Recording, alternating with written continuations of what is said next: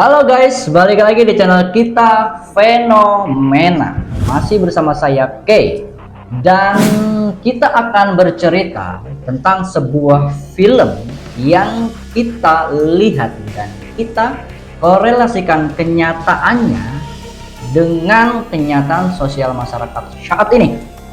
Dan data-data yang nanti akan kita hadirkan atau yang kita berikan juga berdasarkan apa yang menurut kita relevan terhadap film tersebut, dan itu sih menurut kita. Bagaimana menurut kalian? Silahkan komen di kolom komentar konten kita. Ya, makanya like, comment, subscribe, dan share channel YouTube kita, karena kita akan terus membagikan video seputar film yang akan kita komentari. Ya pastinya film-film horor, peristiwa tragis, dan juga mistis. Film ini berjudul House of Wax, dirilis tahun 2005. Baik, dan kemudian fakta-fakta apa yang menurut kami menarik untuk kita bahas dan kita infokan adalah: pertama, terkait fenomena manusia saat ini yang berkaitan dengan film-film tersebut. Kedua, yaitu kasus orang-orang yang bisa dikatakan serampangan yang ketika datang ke satu tempat dan padanya menuai apa yang dia hasilkan. Dan ketiga, yaitu terkait perilaku yang bisa dikatakan cukup tragis ya, yang dilakukan oleh seorang orang tua kepada anaknya, yang berimbas kepada perilaku si anak tersebut. Oke, fenomena yang pertama yang menarik untuk kita bahas dalam film House of Wax tersebut adalah fenomena manusia saat ini, di mana dalam cerita tersebut, jika kita melihat ataupun teman-teman mengetik, yaitu Mawayu Hayuning Bawana adalah equal space culture ataupun ruang budaya dan sekaligus spiritual culture atau spiritualitas budaya. Yang dimaksud adalah: pertama, dipandang dari sisi space culture, yaitu ungkapan ini memuat serentetan ruang atau bawana. Bawana adalah dunia dengan isinya ada hutan, gunung, laut, kemudian sungai, terus masyarakat, toko, kota. Dan kemudian sebagai wilayah kosmos, bawana justru dipandang sebagai jagat rame, atau jagat rame adalah tempat manusia hidup dalam realitas kita saat ini, yaitu bumi, kota, dan apa yang kita lihat. Bawana merupakan tanaman, ladang, dan sekaligus taman hidup setelah mati. Orang yang hidup di jagat rame menanamkan kebaikan kelak akan menuai hasilnya, dan itulah konsep Mawayu Hayuning Bawana. Dan korelasinya dengan film House of Wax adalah, jika Bawana di sini ataupun Mawayu Hayuning Bawana adalah orang yang hidupnya di jagat rame menanamkan kebaikan, kelak akan menuai hasilnya. Kalau menurut kita, film tersebut yaitu hasil dampak dari Bawana itu. Karena diceritakan sekelompok remaja berada di satu hutan yang tidak dia kenal dan melakukan aktivitas, kalau bisa kita bilang ya cukup tidak lazim. Hutan, kemah, kalau kemah sih biasa aja, tapi di situ ada seks di situ, terus ada minuman yang ya menurut negara lain kan mungkin legal, cuma kalau cara pandang kita itu tidak banyak. Dan ada lagi hal yang lebih mencengangkan, yaitu dimana mereka melakukan aktivitas menyetel musik kencang-kencang di satu hutan. Dan bisa saja jika kita kaitkan dengan Bawana ataupun Mawayu Hayuning Bawana, yaitu orang yang hidupnya di jagat ramai menanamkan kebaikan kelak akan menuai hasilnya, dan itu bisa kita katakan adalah menurut kita suatu tindakan yang kurang baik ataupun buruk. Coba kita lihat, coba teman-teman lihat, jika mungkin teman-teman pernah lihat di jet kita aja Indonesia, ketika teman-teman mau pergi jauh, ketika orang tua kita nanya mau kemana, mau ke gunung, pasti kita dapat informasi, jangan ngomong sembarangan, hati-hati, jangan kencing ini, jangan kencing itu, jangan gimana-mana, jangan bagaimana, iya kan? Nah begitu juga di film ini. Kalau menurut kita itu adalah hasil dari mereka melakukan hal-hal yang buruk, dan pada akhirnya luar energi pun menangkap dari apa yang mereka lakukan, dan hasilnya pun bisa mereka dapatkan, yaitu dengan matinya 3 orang aktor utama yang bisa dikatakan tragis, dibunuh, ditusuk, bahkan dipenggal. Dan bahkan karena di sini berkaitan dengan House of Wax, yaitu berkaitan dengan lilin, satu tokoh ini ada yang memang sudah dijadikan lilin karena dalam cerita tersebut itu menceritakan tentang seniman lilin yang mungkin punya ekspresi ataupun punya keinginan besar tapi tidak tersampaikan untuk jadi seniman besar. Akhirnya dia menciptakan sebuah kota yang bisa digambarkan menurut kami itu kota yang terbuat dari lilin, hasil dari keinginan besar seniman yang bisa dekat, seniman yang kurang beruntung lah ya, karena belum tahu seniman besar apa enggak, berambut panjang, muka begitu hancur, dan itu 3 orang aktornya akhirnya mati tragis oleh si orang itu dan temennya ataupun saudaranya ya di sini ya. Dan balik lagi ke Mawayu Hayuning Bawana, jika menurut kami adalah itu adalah hal nyata bahwa tokoh tersebut serampangan di hutan dan akhirnya menuai efek yang lebih besar, yaitu mati tragis oleh penduduk, bisa dibilang penduduk warga sekitar hutan tersebut. Dan berkaitan dengan peraturan-peraturan yang terdapat di luar ataupun di Indonesia, kita juga mungkin pernah mendengar terkait peraturan-peraturan hukum adat, hukum daerah, dan salah satunya di sini kita lihat di film tersebut adalah hukum-hukum peraturan daerah yang kita nggak tahu. Selanjutnya adalah terkait kasus serampangan orang yang menuai hasil yang bisa dibilang tragis, yaitu menurut liputan6.com, yaitu kronologis jatuhnya Eri, mahasiswa Atma Jaya di Kawah Merapi. Di sini ceritakan bahwa melakukan pendakian ke gunung tak boleh sembarangan, meski berada di alam bebas, namun tetap harus mematuhi peraturan yang telah dibuat oleh pihak berwenang. Tujuannya demi menjaga keselamatan diri sendiri dan lainnya. Kita juga tahu, informasi yang kita dapat juga kan si almarhum Eri ini meninggal karena setelah bersuap foto naik ke tebing tinggi yang ada di Merapi dan akhirnya terpleset. Kita bukan menyalahkan orang tersebut, tetapi menurut kita mungkin saja karena kurang hati-hatinya ataupun tindakannya dia yang pada akhirnya menghasilkan naasnya menurut dia. Ya bisa jadi menurut kita ya. Balik lagi karena si faktor manusianya sendiri yang mungkin kurang hati-hati kepada tempat tersebut, kurang permisi kepada tempat tersebut, atau memang mungkin mohon maaf sembarangan ke tempat tersebut dan pada akhirnya mendapat peristiwa yang cukup naas. Tapi ini menurut kita. Lanjut mengenai informasi terkait film dan mitos-mitos yang ada di kita yang bisa kita relevan kaitkan, apakah benar kaitannya dengan film tersebut, yaitu terkait akar gaib di Gunung Bromo. Menurut ahli metafisika yang mempelajari Gunung Bromo, di sana terdapat lilitan akar pohon gaib yang sangat mematikan, guys. Konon katanya, akar ini memiliki energi negatif yang sangat kuat yang membuat siapapun berhati kotor dan berniat jahat akan lenyap dari alam semesta saat menginjak akar-akar yang terlihat ini. Wah, jadi serem nih ya. Dan bisa saja kita nggak tahu di dalam House of Facts mungkin ada hal seperti itu, ada batas-batas dimensi yang pada akhirnya kita lihat tidak terlihat kasat mata, yang ternyata mereka pun mendapatkan itu. Kita tahu seperti teman-teman mungkin pernah lihat segitiga Bermuda, ataupun ada di satu gunung di Indonesia yang memang di situ terdapat kerajaannya Sriwijaya ataupun apa ya, yang dimana jika memang kita entah sial entah beruntung, kita dapat bertemu prajurit-prajurit kerajaan.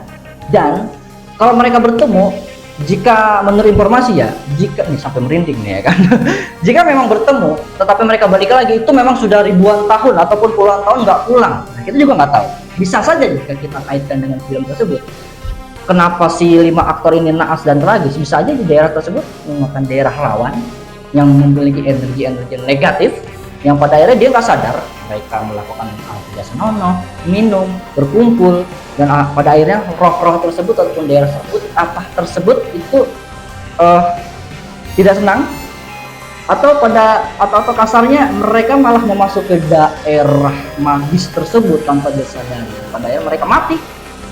Kita juga tidak tahu. Dan menurut kita yang paling logis, kita yakin bahwa mereka memasuki daerah tersebut tanpa mereka sadari mereka memasuki daerah tersebut. Dan yang terakhir guys, terkait film tersebut, jika kita lihat dari cara pandang kita itu kaitannya relevan dengan apa, yaitu ketiga adalah pola asuh anak yang ternyata mempengaruhi orang ketika remaja ataupun dewasa. Nah, terbukti guys, dalam film tersebut ya kan, di sini diceritakan 5 orang aktor utama dibantai secara tragis dan secara barbar oleh 2 orang yang tinggal di satu kota yang ternyata kota tersebut aneh. Kenapa? Pertama, kota tersebut tidak ada orang sedikit pun selain 2 orang yang memang tinggal. Yang pertama, seniman patung atau seniman lilin yang berambut panjang, bermuka agak hancur ataupun rusak. Dan yang satu lagi adalah tokoh yang cukup gagah, badannya tegak dan selalu memakai pakaian rapi. Ternyata mereka adalah seorang psikopat, guys. Nah, di sini jika kita coba lihat opening dalam film House of Wax adalah 2 orang ceritanya ya. Awal itu 2 orang anak-anak yang diperlakukan berbeda dengan orang tuanya, dimana yang satu dengan sifatnya yang pendiam, nurut, dan yang kedua memang dalam film tersebut memang openingnya singkat, dimana yang orang ini nih, anak ini dilakukan ataupun diperlakukan dengan sangat tragis, dimana ketika yang satu diam, yang satu sangat berontak, sangat rewel, dan akhirnya si anak orang tuanya menggampar ataupun melakukan tindakan kekerasan. Dan bisa dikatakan menurut kita itu adalah 2 orang yang memang pada akhirnya jadi pembunuh di dalam film House of Wax. Kenapa bisa kita bilang mereka ada pembunuhnya? Karena begini, di ending cerita House of Wax itu diceritakan bahwa seorang tokoh besar memiliki 2 orang anak yang sudah besar, yang menurut kita adalah 2 anak atau orang ini yang sebagai pembunuh. Logikanya, karena di ending itu diceritakan bahwa ada satu orang keluarga memiliki 1 anak, seorang seniman besar. Dalam cerita tersebut, di situ terlihat jelas ketika 2 orang yang selamat ini, yang satu yang keluar dari penjara, yang satu ini yang wanita cantik yang tangan terpotong ya. Di situ memasuki rumah yang memang di dalam rumah tersebut ada foto-foto anak-anak dan mereka bersaudara. Karena ada beberapa sesi foto itu memang akrab banget. Dan jika kita kaitkan dengan film tersebut, ada informasi ketika di ending ya, jika teman-teman lihat, ada informasi tentang polisi yang menangkap ataupun berhasil menyelamatkan 2 orang aktor utama, dan ada selintas informasi terkait 2 orang, satu orang besar yang memiliki ternyata 3 orang anak, yang satu entah kemana. Jika kita kaitkan 2 orang pembunuh ini adalah anak tersebut yang akrab yang ditemukan oleh 2 aktor utama ini dalam foto-foto di rumah tua. Karena yang pertama itu logikanya tidak ada orang lagi di film tersebut selain 2 orang ini. Oke. Terus yang kedua, tidak ada lagi bisa dikatakan tokoh lain, aktor lain selain aktor yang di awal dan di akhir ini ada. Itu pun bisa kita indikasikan adalah orang ketiga, si anak orang besar di cerita tersebut. Dan logika kita lagi jika kita ingin informasikan yaitu terkait 2 orang anak ini memang pembunuh ketika mereka jadi besar, kita jadi tidak tahu.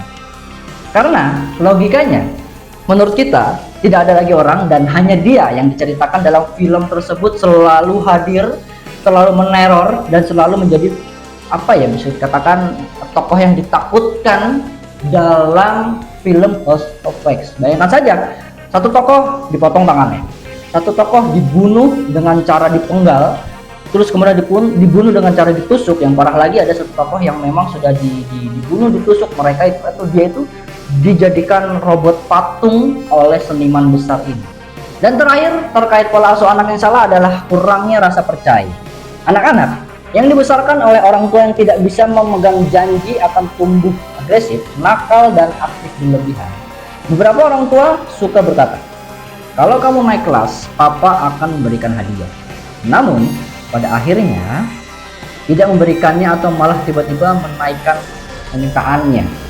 Akibatnya, anak menjadi orang yang sulit percaya orang lain dan kelak akan mengganggu hubungan dia dengan keluarga, persahabatan, ataupun bisnis. Dan terbukti dalam film ini, bisa saja kalau kita kaitkan, adalah pola asuh anak yang sama persis seperti informasi ini.